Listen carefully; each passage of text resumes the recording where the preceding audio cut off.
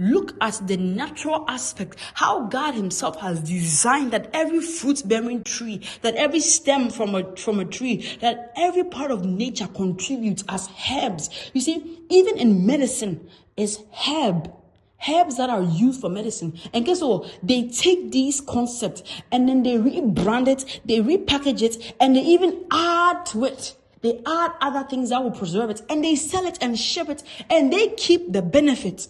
Meanwhile, we are here struggling, and we buy from these same countries who have infused chemicals.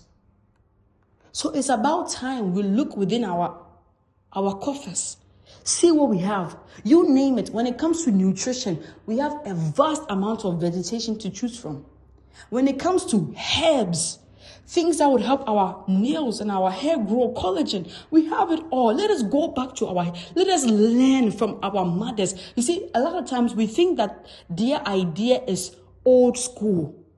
But the old school is what kept their hair growing long and luscious, full voluminous hair. The old school is what allowed us to have the eyesight that we have. Now Africa is becoming a country of 4 eyes, a nation of 4 eyes, whereby most people now need glasses. Right? Because of the screen time has increased.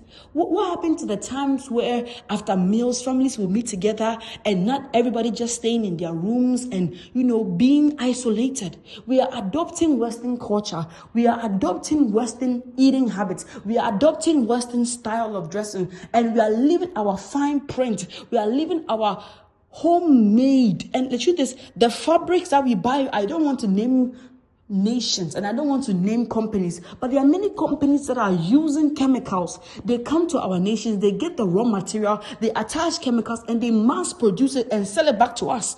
And we have our slave queens and our youngsters wearing and flashing these clothes out. Meanwhile, these same clothes are made with material that are harmful to us, chemicals that are banned. We need to start being strict on what we import. We need to have scientists that test things before allowing it in. You see, Africa should not be the garbage dump of the world, where the world dumps the sicknesses, the world dumps its refuse, the world dumps. We should have it. There are many nations, I kid you not, where when things are shipped, it's regulated, it's going through system, it makes sure it goes through standard. But our standards, we don't enforce it enough because we can get it for cheap. So we will rather have buyers that sell things, that we sell things to, that get it in mass produce and they sell it back to the economy. Meanwhile, it's affecting our skin. It's affecting our eyesight. It's affecting our lifestyle. And overall, it's stealing our lifespan. Africa is not just being defeated just through politics. It's being defeated through the economy. It's being defeated through agriculture. It's being defeated through over-consumerism. Thank you so much for listening.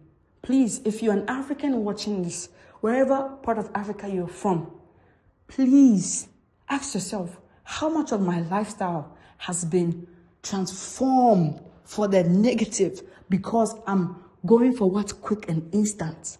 Let us slow down. I know we live in a fast-paced world, but just because things are quote-unquote technologically advanced doesn't mean it advanced our lifestyle. It's actually stealing from it.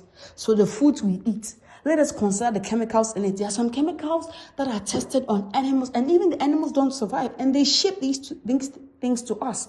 And because our food and drug departments are not strict on their standard due to the money they will make from it, we get something for cheap. Meanwhile, it's killing us.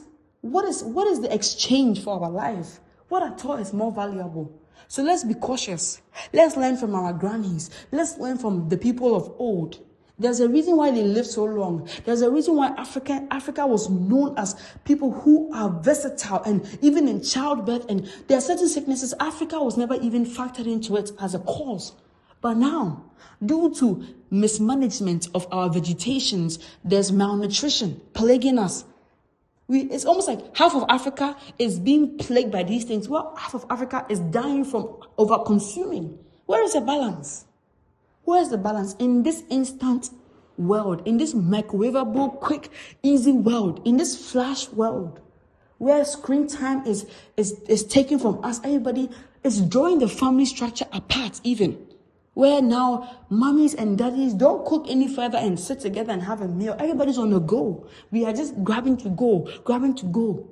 leaning and depending on things that are chemically produced and not even natural. Meanwhile, we are the ones that home grow the natural raw ingredients for these people to buy and transform it into something profitable. So they are not only killing us, but they are benefiting from our death economically, and they are advancing from it.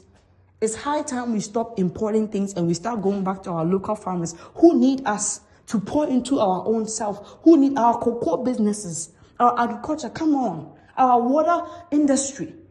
There should not be any way that foreign countries come in and make a capital out of our raw ingredients while we export it out there. Why are we exporting the real thing and they are bringing back to us the chemically transferred ones?